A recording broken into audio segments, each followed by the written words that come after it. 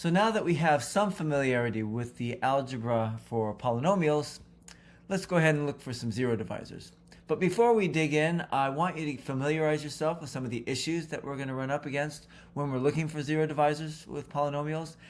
So I encourage you to look at the activities, at least some of them, in the PDF file called Zero Divisors of Polynomials.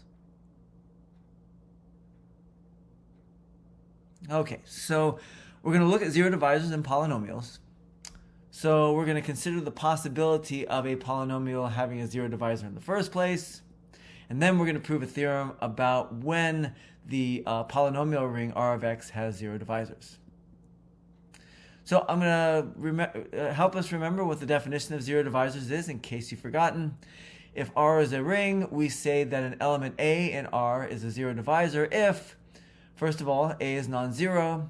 Second of all, there is some element B in R that is also non-zero, such that either A times B equals 0 or B times A equals 0. So the question is, can we have polynomials that are zero divisors? And when you ask a question like that, it pays to look for some examples.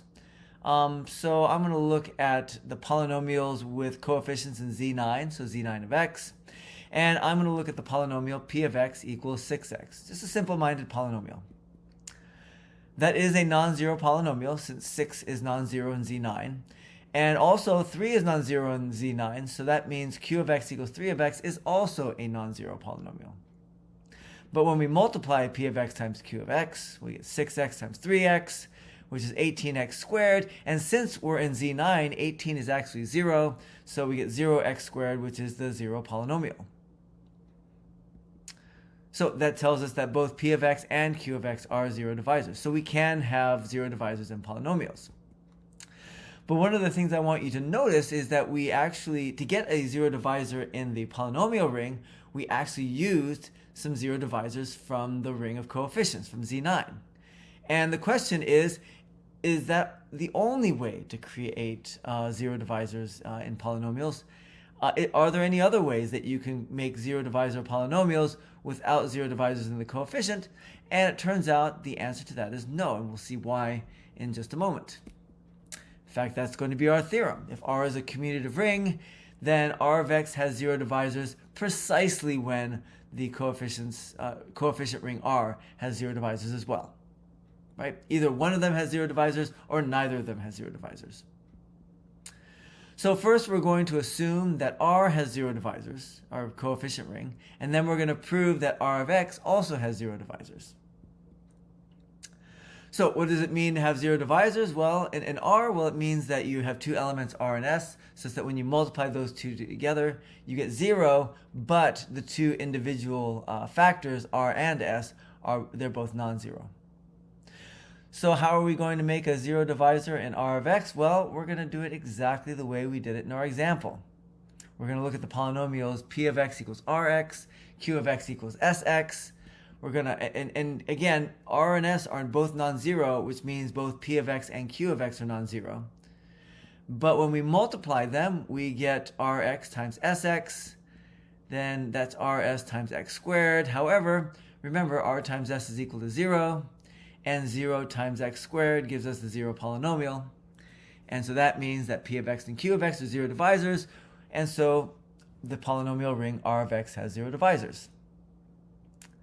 Okay, so the other direction that we have to prove is we assume that R of x has zero divisors, and then we prove that R also has zero divisors.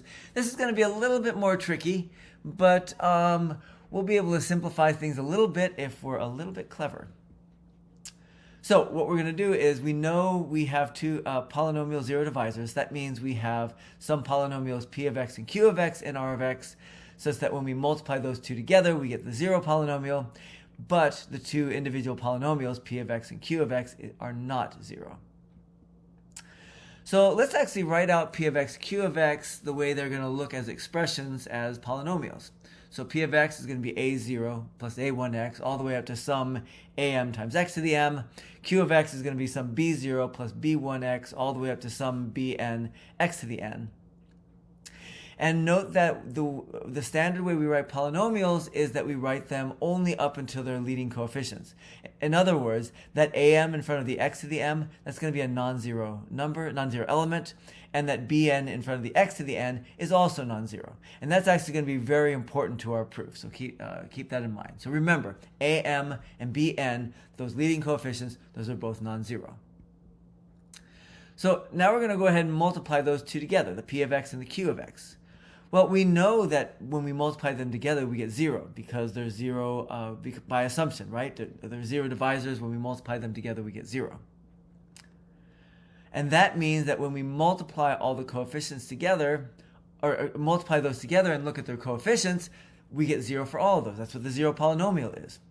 Now, we don't want to look at all the coefficients. That's going to be a big old mess, but it turns out one of the coefficients is p of x times q of x is going to be very convenient to look at. And that is the coefficient of the highest power of x that we're going to get. Now, the highest power of x in p of x is x to the m. The highest power of x in q of x is x to the n, which means that when we multiply those together, the highest power in p of x times q of x is x to the m plus n. Not only that, and we also know that since we get the zero polynomial when we multiply p of x times q of x, whatever the coefficient of x to the m plus n is, it's going to be 0. But getting that coefficient, the only way we can do that is, the only way we can get a coefficient for x to the m plus n is take the coefficient of x to the m, that's our am, and the coefficient for x to the n and the other one, that's our bn, and multiply those two together, right? Remember, we have to have ai times bj, where I plus j is equal to m plus n. All the i's are at most m, and all the j's are at most n, so the only way we can get that is when the I equals m and the j equals n. Any other subscript combinations are going to add up to less than m plus n. So that tells us that the coefficient of x to the m plus n is am times bn. Now, if those look a little bit familiar, remember, those are our leading coefficients, and they are non-zero, as you may recall. I told you to remember that. However, since they're also, am times bn is also the coefficient of x to the m plus n when we multiply p of x times q of x, that also means that am times bn is equal to 0. So we have am times bn equal to 0. And remember that am and bm are the leading coefficients, which means that they are both non-zero. And that tells us that am and bn are both 0 divisors.